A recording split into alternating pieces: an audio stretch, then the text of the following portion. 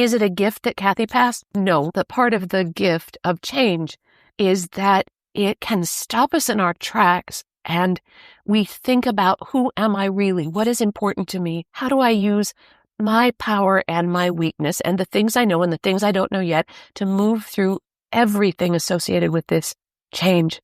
Welcome to The Change Effect, the podcast that helps you turn life transitions into powerful new beginnings. One story, one shift, one breakthrough at a time. I'm your host, Noelle Van, an author, leadership coach, and change strategist who spent years in corporate America helping innovators and leaders break through barriers to create success on their own terms. I now work with women to step into change to create a life they love. Whether you're putting yourself at the center of your own story, redefining success, or making a power pivot in your life, career, or business, you're in the right place. Each week, we dive into conversations with trailblazers, change makers, and everyday women experiencing the ripple effects that come from overcoming the fear and doing it anyway, providing actionable steps, practical strategies, and a whole lot of fun along the way. So if you're ready to step up and become unstoppable, buckle up and let's get started.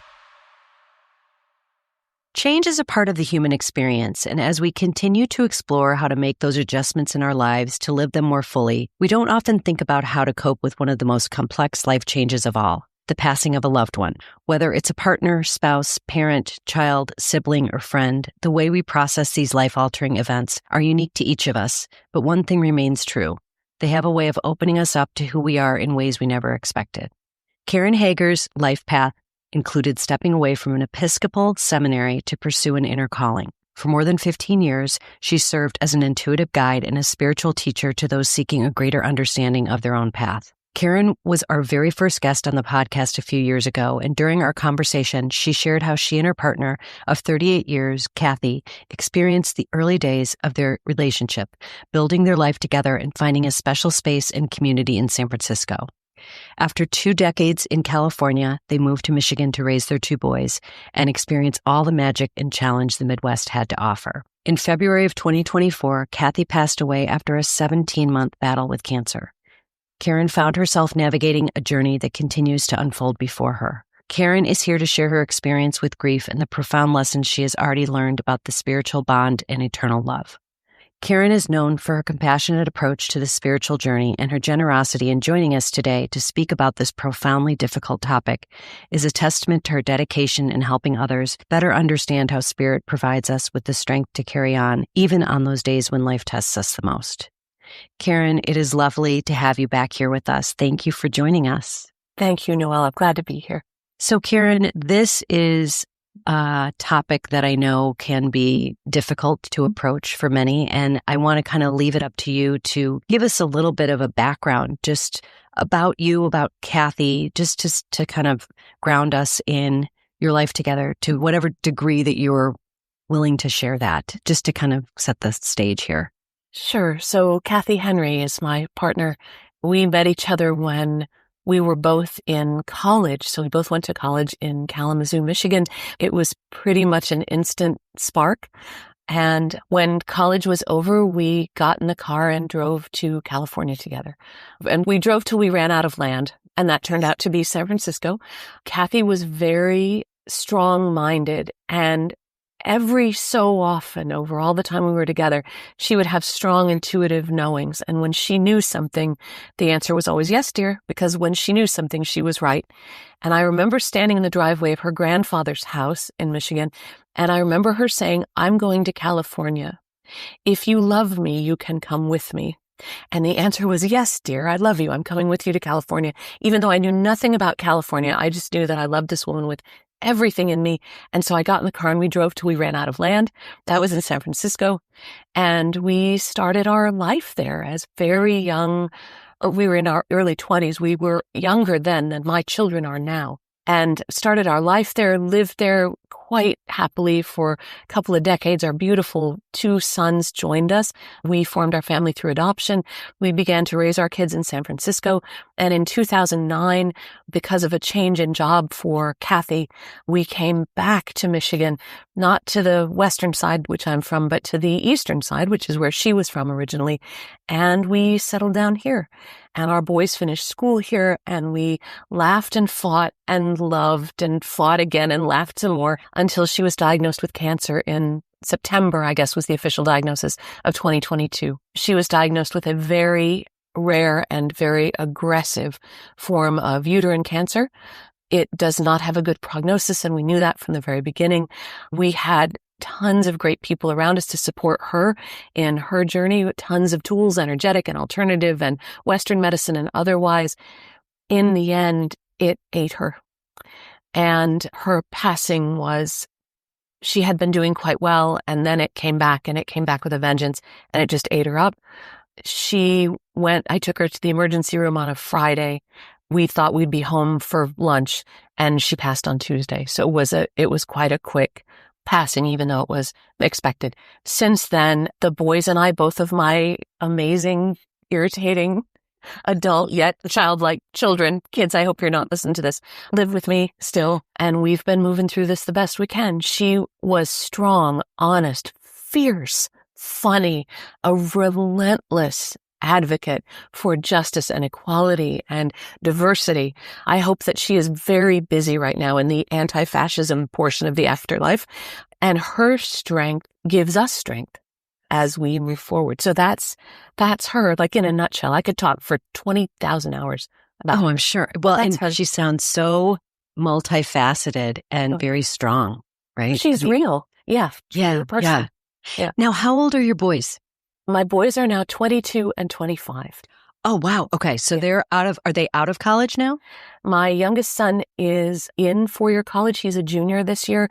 And my oldest son has his associate's degree. He started his own lawn care business this is his fifth year doing that. Wow. And so while I'm doing this podcast, he is out in the very hot sun mowing lawns and making things beautiful. And he loves it. He wouldn't have it any other way. Yeah, some people, it's like they just need to work outside. That is such a great thing. So, Kathy, when you said that you moved to California with her, I'm just trying to piece this together. You guys went out there for her job, right? Was it a job, or was she just wanting to move to California? She was raised by her mom alone, and her mom passed when Kathy was a junior in college. And when her mom passed, her mom's passing. Actually, her mom had cancer, didn't have the same kind of cancer Kathy had. Her mom passed at exactly the same age that Kathy passed. And that was one of the things that Kathy was afraid of when she was diagnosed, was that she would pass at the same age her mom did. And she did. So her mom died quite young. Her mom was 58 when she passed. Her mom had been in ill health for a very long time, had cancer and a lot of other conditions on top of that. But when Kathy's mom died in 1986, Kathy tried to sort of carry on going to school almost like nothing had happened. She didn't ignore things, but she was a firm believer in whatever had happened. She would often say, like, we'll get to it when we get to it. Whatever happens, we'll just soldier on. She tried to do that. It was too difficult. She ended up dropping out of college. We are exactly the same age.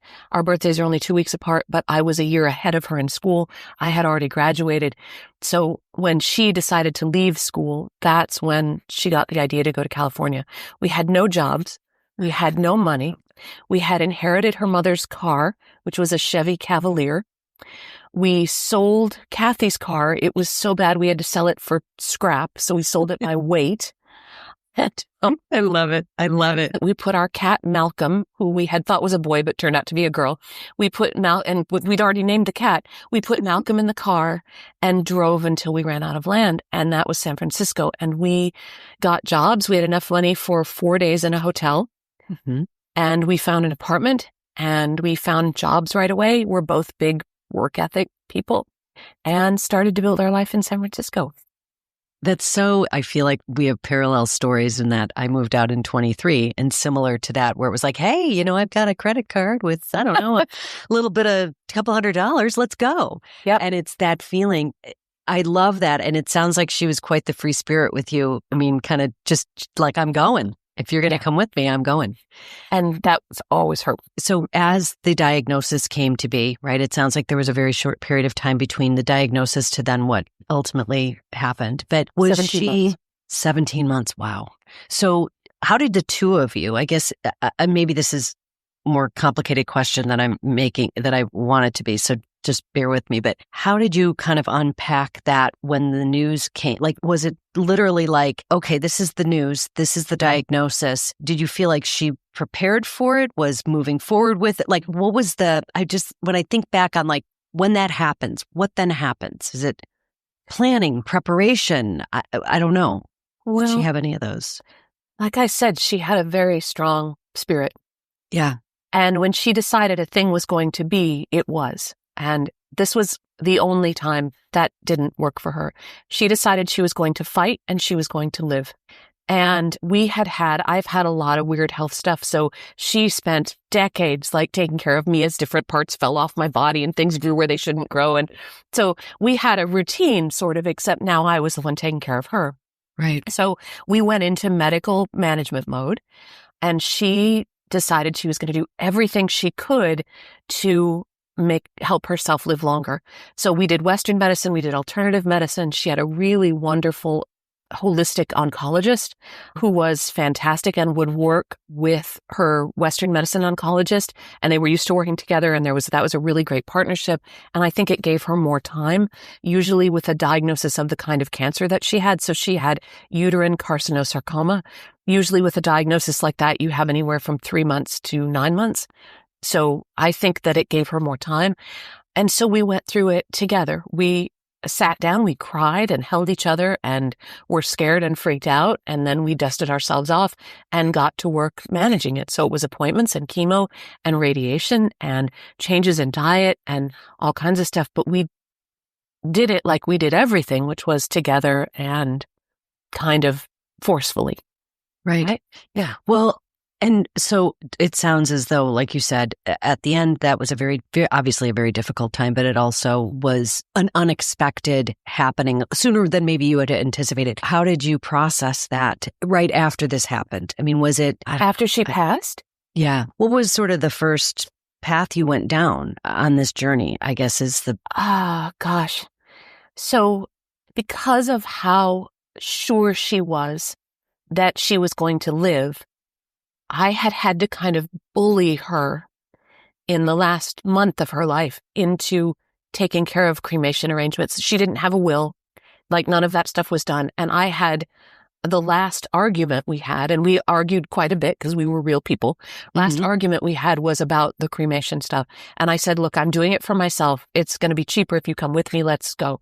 And we got that settled. And it turned out we closed that all less than a month before she died. We didn't know that. We had no idea. So right after she passed, I was really grateful to be able to lean back on the arrangements that we'd made. We went into the hospital on Friday. They told her on Saturday, there's nothing more that we can do. We're going to honor your preferences. We're going to try to move you into hospice. There wasn't time to move her into hospice. So that didn't happen. And right after she passed, though, I had been able to gather a lot of her family and a lot of my family, and my boys were with me. And so right after she passed, we just all kind of huddled and leaned on each other. I kept waiting for the moment when I went completely nuts or fell to the ground or wasn't able to keep going. I was waiting for like a big collapse or something. And that didn't happen. I was able to, and I'm proud of myself for setting good boundaries around privacy. I had someone tell me once that I was a learned extrovert. So I can be very like we're doing now, but then I need a lot of private time to sort of recover from that. And in the work that I do, I'm very outward facing, very person facing, and I'm also kind of going into their hearts, right? So I like to use that inner and outer thing in the work that I do. And I found that I was able to set good boundaries for my privacy so that at a time right after she passed that I could do that. It's weird when someone passes, and people listening or watching this will know this. If you've had I'm sorry you're in this club, if you're listening and watching this and it resonates, people say that they will do anything and be there to help you. And we, the people who this thing is happening to, believe that in the moment. And those people mean well, and they are just people. So they will be there as they can. Yeah. I've talked to other people walking this path who are furious because they feel like people have deserted them or abandoned them, that the promises that people made will be there for you, will help you, will take care of you, that those promises weren't kept. It's people. Everyone is scared of death. Even Kathy, right? Everyone is scared of death. When it comes right down to it, it's wired into us. No matter what we know or what we believe or how brave we think we are, we're all scared. And in that moment, when we're standing by the bedside of someone who we love, who's passing, we might make promises. And so as I got a little farther out from her passing and those promises weren't kept, I was also proud of myself for understanding that. Yes. Because I couldn't have kept any promises I'd made in that situation either. Right. But that sometimes for people who are grieving, there's a feeling of being abandoned or resentment or where did my friends go? They didn't go anywhere. They're just being people. Right. And it's, to me, something like this. I remember after Kathy was diagnosed, I remember sitting here by myself in the office and thinking, if she passes, I can't survive this. This is not survivable. I'm going to have to make plans for who's going to take care of my boys, because if she goes, I'm not going to make it. Mm-hmm. And spoiler alert, I made it. Here I am. Yes. But it's when things are that fraught, no one is thinking clearly, including the person who's going through that transition and their loved ones, like me. Yeah. So the people making promises aren't thinking clearly either. So approaching this as compassionately as you can is so important. Yeah. Because otherwise it can cause a lot of trouble and hurt that we don't need. We're already in trouble and hurting enough. Well, and when you think about just the logistical approach, right? You have, when this happens, the event takes place, and then you are swarmed with logistical, everything having to do with that, right? And I know when people have commented about after the funeral and after all of the people are around and they're there, and then that goes away. Yeah. Right. And maybe in a way, that period of time that you have to get all of their arrangements done and all of the things that need to happen, maybe that is a pause, a way to disconnect for a moment. But then you're back in it, and the people that were around you are no longer there. And it's not anyone's fault. It's people move. I remember hearing someone say, I think when you and I talked about this initially, and you said, and correct me if I'm wrong, but that people that are out there living their lives, it's like, don't they understand? Right. Yeah. That this just happened? Like, the rest of the world is still moving, is still operating. And I can't even imagine how to figure that out, how to get up in the morning and really start putting one foot back in front of the other. Can you describe kind of if there was a turning point for you? And I know this has been, it has not been a long time. So No. Where you are now, have you felt any pivots, any shifts in perspective around it since it happened? Yes. When she first passed, she was the practical one, and she's the one who took care of all the finances and all the details of running the house. And I was the kind of spiritual, I was the comic relief, I was the nurturing one, and she was very nurturing too. She was a fantastic mom, but I was kind of the ditzy unicorn one. And when she passed, no arrangements had been made. And when she passed, I had to immediately gain control of the finances, which I had spent my entire adult life. We met when I was about 19. We got together when I was about 20, turning 21. I'd never managed a household. I'd always run my business and done my own business finances and taxes and stuff, but I'd never run a household. I didn't know what all these things were in the bank account. And there's a moment of panic when and actual freaking out, calling my mom and going, this is too hard. I quit. I'm done. I'm done. Too hard. We're going to have to find some other way. And she's like, okay, so go make some tea and then we'll talk again in a few minutes.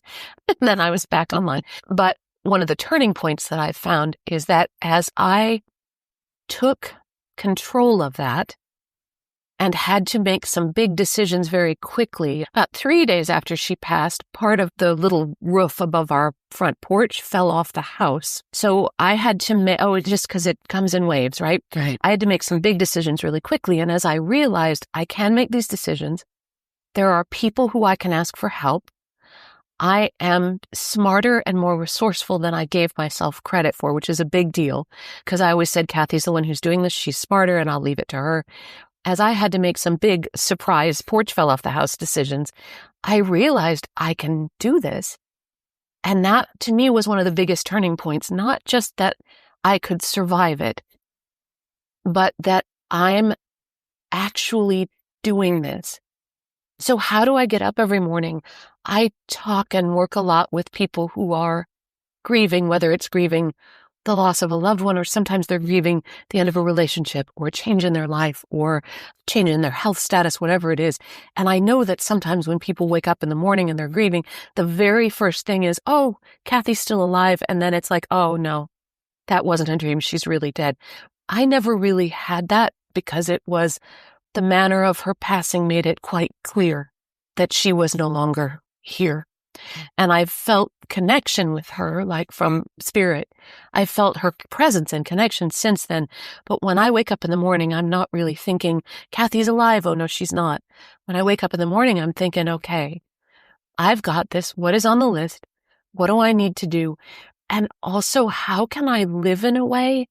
I really do hope she's busy in the anti-fascism corner, so she may not be looking down at me a lot because there's a lot of stuff to do. But I am trying to live my life and raise the kids and take care of the house and Maisie the dog and make choices, not like she would have made them, but that she would see and go, yeah, you're doing a good job. Mm-hmm. And that's what gets me up in the morning. I love my boys. I love my work. I love my house and my dog. I love the things I'm learning and the things I'm teaching. And so also for me, my love for my work and all the people I get to talk to every day and my students, and that also kept me going. I went back to work about probably 10 days after she passed, not because I felt like I have to, I'd better, I can't take time off or I'll go crazy if I take time off, but because that's a touchstone for me. I love that. To not go back to work would be like denying myself something that I really love. Yes. So those are some of the shifts. I survived. I can do it. I can hire someone to put the porch back on the house, Right. although he did not do a great job. And I would say if you drove by today, you would say the porch was mostly Not fixed yet? It isn't. I wouldn't call it fixed. I would call it's kind of the equivalent of fixing something with duct tape. That's not literally what happened, but I wouldn't get up on the porch and like jiggle the supporting pillars. I would just get on the porch, drop off the mail and get off again right away. And thank God that you got off the porch. That's about where we stand. Yes. But you bring up such an interesting point because I feel like there probably is there's a sense of presence. Right? Is there a sense of her being present? Even though, because I always think like, I don't know, when I think of people passing, I feel like they're protecting us in a way, right? I mean, do you have that? And not to say that you necessarily are seeing specific signs of it, but are there moments where you go, she's right here? Oh, of course. She walks through my dreams. I really hoped that I would see her like a ghost. I haven't like seen her with my psychic sight or with my actual eyes, but I have felt her around and she has given me signs that I know for sure are her. There's just no question that it's her. And even my oldest son, the lawn care one, is a wacky unicorn like me. My youngest son is he's an artist, but he's quite sharp and skeptical. And if you asked him, he would tell you he was an atheist. And I'm like, well, do you know what an atheist is? And he's like, well, no, not really. But I just think that a lot of this is silly. I'm like, okay, I'm going to say agnostic for you, but all right. But she's even brought signs to him that he had to absolutely acknowledge were for her. And so I think we all feel her around, not in a looming, judgmental way, but I feel her with me every day. Yes. I feel her with me every day. And I thought that when she passed, I would be talking to her and asking her questions 24/7. And what's happened is that and I told her as she was passing, I will carry this the rest of the way. Pardon me. I'm going to take this through to the finish line. So I'm going to get us there. You go ahead and make a meal for us or get something ready, but I'm going to take this the rest of the way. So I was surprised that I wasn't talking to her and thinking of her 24/7. I'm doing the thing. I'm getting down to business. I'm moving forward in the way that she would have. And when I ask her something, when I reach for her, she's there. Yes. Well, and it's almost like her strength has become part of you, right? I mean, you're realizing the strength that she always brought to the relationship. It's just coming now from you. Well, and it was always there. We gave each other strength. That's how it works. Yes, yes. So I hope that some of my wackiness is still with her now on the other side. Some of my unicorn, whatever floatiness, is with her on the other side too. But yeah, every part of me is touched by her. Yes. Yeah. Yes. Do you, knowing that you work in the spirit world and you have been a spiritual teacher for so long, did anything change in your kind of relationship to spirit? If that's a naive question to even ask, I don't know. But oh no, it's not naive. Do I know the answer? Let me see. No, it's did anything shift internally around that? Not a lot, because I don't know how to say this without sounding kind of like a jerk. My connection with spirit, and especially as it's developed over the years, my sense of connection with God or source or the divine or whatever it is so strong, and I know it to be true, that when she passed, I had no doubt that it was still true. So I didn't need it to be, and she knew this too as she was passing, and we were able to talk about some of this as she was passing.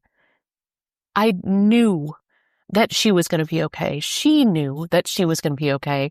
And as it turned out, at least from what I'm receiving, she's okay. Yes. Is that wishful thinking? Maybe. Could I be a delusional unicorn? Maybe. I didn't do a good job of hiring the porch guy. Maybe I'm a delusional unicorn. But my strong sense is that as I believe, that's true. And so if anything, it might have made me stronger in my belief, not just about what happens after we pass, but stronger in my belief about the way that spirit is present and working in us every moment of the day, every breath, whether we believe in it or not, and that we are not ever alone, right? Our lives here in Earth School, and boy, have I got some questions, and I got a binder full of questions and complaints to take with me when it's my time to go. Good. But, because I got a million of them. But our lives here in Earth School, I believe, our lives are meant to be reflections of the divine love that fills us and shines in us. We're meant to reflect that out into the world. And that's still my job. Right? Not just my job, but that's my job in the way I am with my neighbors and my friends and my kids and at the grocery store. And that's still my job. I mess it up 9 times out of 10. That's my job. Yeah. And that hasn't changed. So I don't know. Is that an okay answer to the question? That is. And it brings me back to what you had said earlier when you were talking about, you had an idea of how you might react to this. Like you had this vision of how, and it was very surprising. Yeah. Or just very different. Can you kind of talk to that a little bit more? I had imagined that without her here, I would be gone, that when her heart stopped beating, my heart couldn't beat. Right. In a world without her in it. And what happened is I kind of have 2 heartbeats now. Right? It's like eating for 2, sort of. I've also been eating for 2, and we can talk about that in another podcast. That's another thing. But instead of falling apart, I stood up. I got stronger. Yes. And it's not because of denial. It's not like I pretended everything was okay and then later I'll have a breakdown. I actually am okay. Am I grieving? Am I crying as I'm talking to you? Yeah, absolutely. Do I miss her in every moment? Is my heart broken? Yes. And I'm okay. And so is she. And I feel like there are expectations sometimes about grief in general. You read grief books and grief podcasts and grief. There are expectations about grief sometimes that are put out there, that people who are either grieving a loss or who are getting ready to grieve one, we kind of buy into those ideas of what it's going to be like. And I did too. And what I think I hadn't quite fully realized is that when we go through this, the person who's grieving is us. We keep all our smartness and all our foibles and all our resilience and all our wisdom and all our knowledge. And we are also held, supported from spirit, just as we were before the loss happened. Right. Right? So in that sense, not a lot changes. And in another sense, everything has changed. This is, Kathy and I had plans to grow old together, right? Hold hands across the matching Lazy Boy recliners, wearing garish caftans with wild, inappropriate colors on them. That's not what's happening now. And yet it's okay. Yeah. I think it's so profound when you think about just our lives in general. And like when we think about what we anticipate in life and what we're expecting, and then when life takes a turn, looking back in retrospect, I mean, that's years out, right? And this will be years to come. Oh, yeah. Looking back on like, okay, like things start to, okay, so this is, and things that even can be incredibly traumatic or tragic. There is a way back to kind of where it's meant to be. And you still have this journey to go on. And whatever that's going to look like, it's an acceptance of that in a way that, you're like, wait, somebody just totally took the rug out from under me. Like, what was this all about? But it's a testament to life, I feel like. I mean, life is about that. And I think we forget about that when we make plans, right? We make our plans. And for all that is said about being in a relationship and being able to do that, of course, you want everyone to have that happy ending. Absolutely, that's what life's about. But life is also about learning and about shifting. And like you said, finding strength that you didn't even know. I mean, I think you probably knew you had it to some degree, but like did not think it was going to show up in the way that it showed up. And I kind of wasn't using it. Listening to what you're saying is making me think about how there's no spiritual bypass for this or for any kind of big change. That when something big happens, part of that journey through the changed circumstances and the new decisions and all that stuff, part of your journey lies through that pain. And the pain needs to be acknowledged and dealt with. I was in therapy like in a heartbeat after she passed, and that really helped me a lot. It isn't about being brave and toughing it out.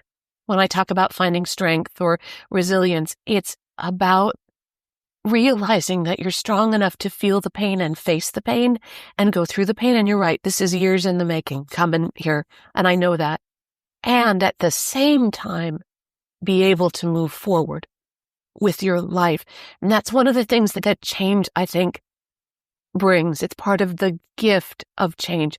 Is it a gift that Kathy passed? No. Most days I would say, no, that's a hell of a gift. You take that gift back, please. I'd like it. I'd like a different circumstance.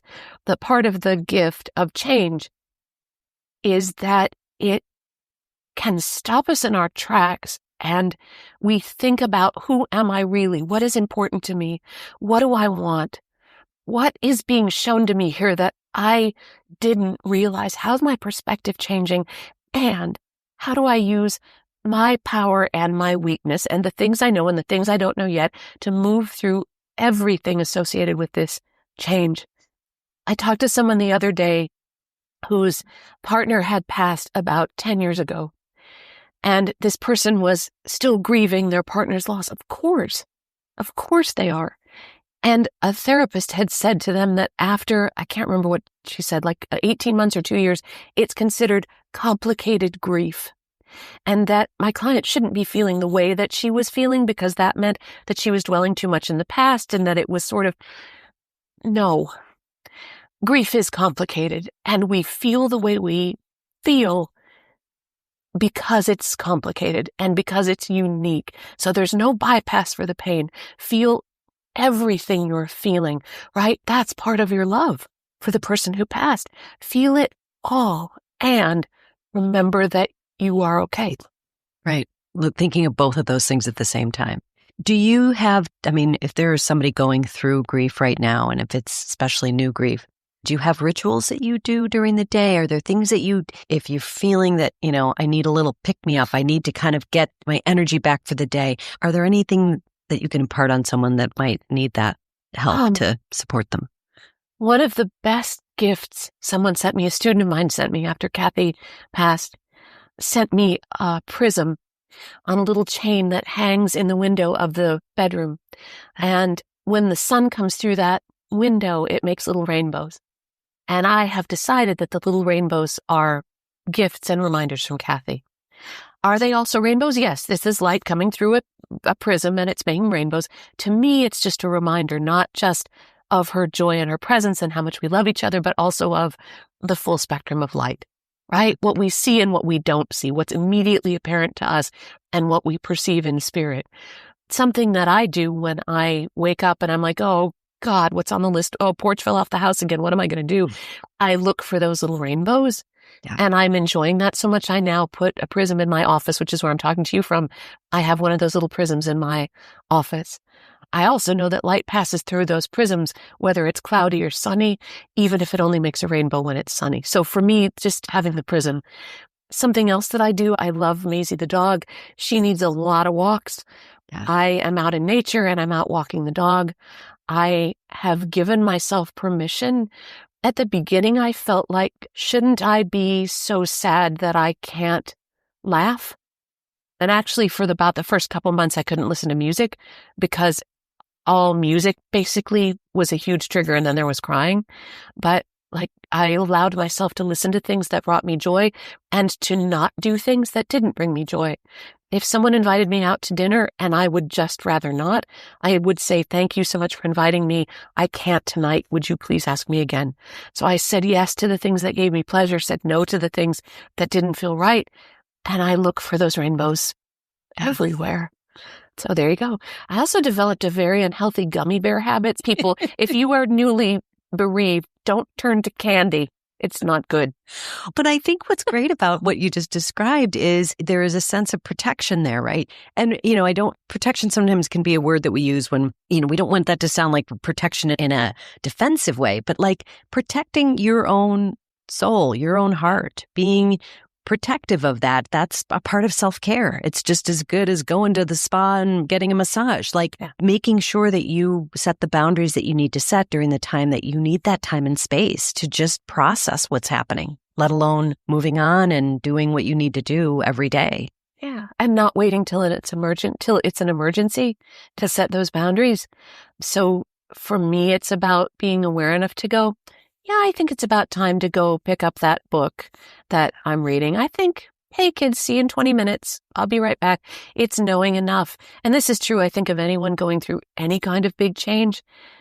Before it's an emergency, before you really need to go eat the gummy bear, read the book, take a long bath, do that before you need it. Yes. Because that also is part of a way of being in compassionate relationship with yourself. I try not to make it so my body has to scream at me or my brain has to scream at me for me to go do something nice for myself. I love to knit. I love to do puzzles. I love to walk Maisie the dog. I love to read books. I love to play video games, which is probably hilarious in a woman my age. But I allow myself to do the things I love because my grieving Kathy doesn't make our love any more or less real. Right? Our connection is there, and how I live the time that I have until I go see her and she says, what were you doing? Where were your anti-fascism activities? Until the way I live my time until I meet her, until we're all back together again, that's up to me. Yeah. Right? It's like hiring the guy to replace the porch. Am I going to do a good job with that? Am I going to kind of just do it halfway?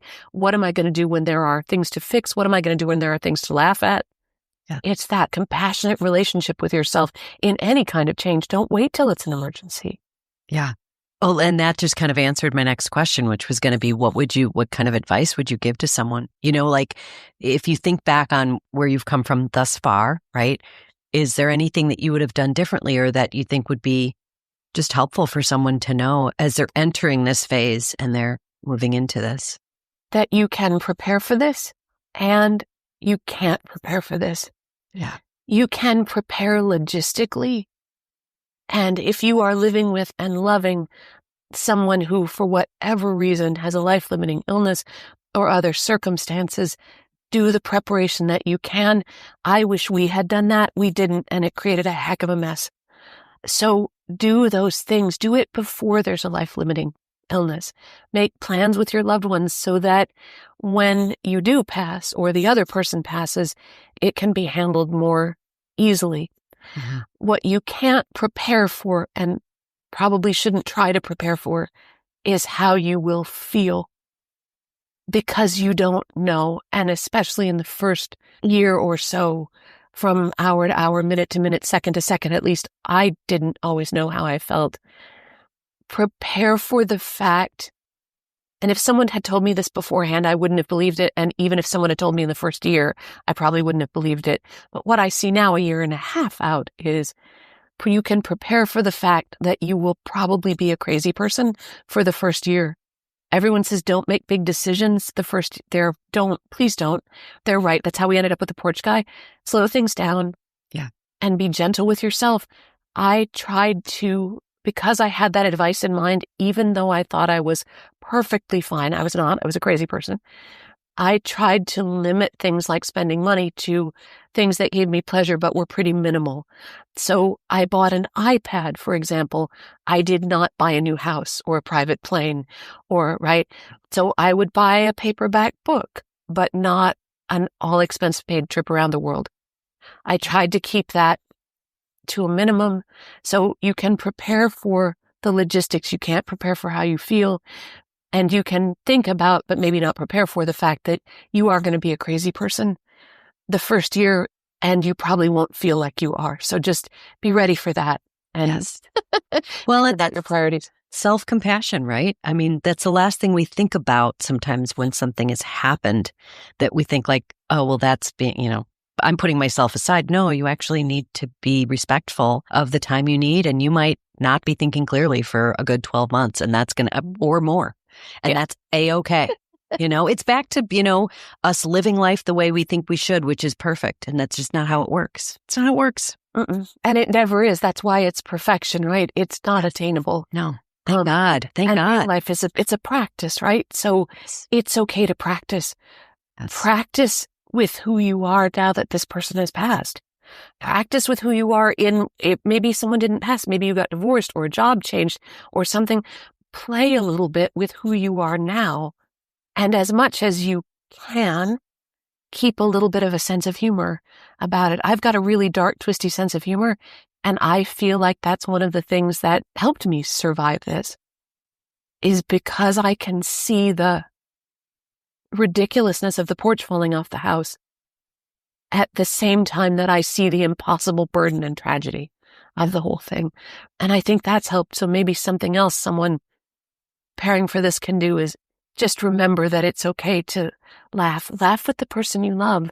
Laugh with them while they're with you. Laugh with them after they've passed. That's important too. That raises vibration. So, yeah. Karen, thank you so much for your time with us. I know this was not easy, and I appreciate you trusting me to have the conversation. And I know this is going to be helpful to anyone listening who's either going through it or, like we've said, this is a part of life. So all of us are going to experience this at one point or another. But just thank you for your time. Once again, so grateful for you. Thank you, Noelle, very much. It's a pleasure. Thank you. So that's it for now. Until next time. Free audio post-production by alphonic.com. Thanks for listening to the Journeys Through Change podcast. You can find us on Spotify, Apple Podcasts, or really wherever you get your favorite podcasts. Be sure to follow us and leave a review if you enjoyed this episode so more women like you can find us and join in on the fun.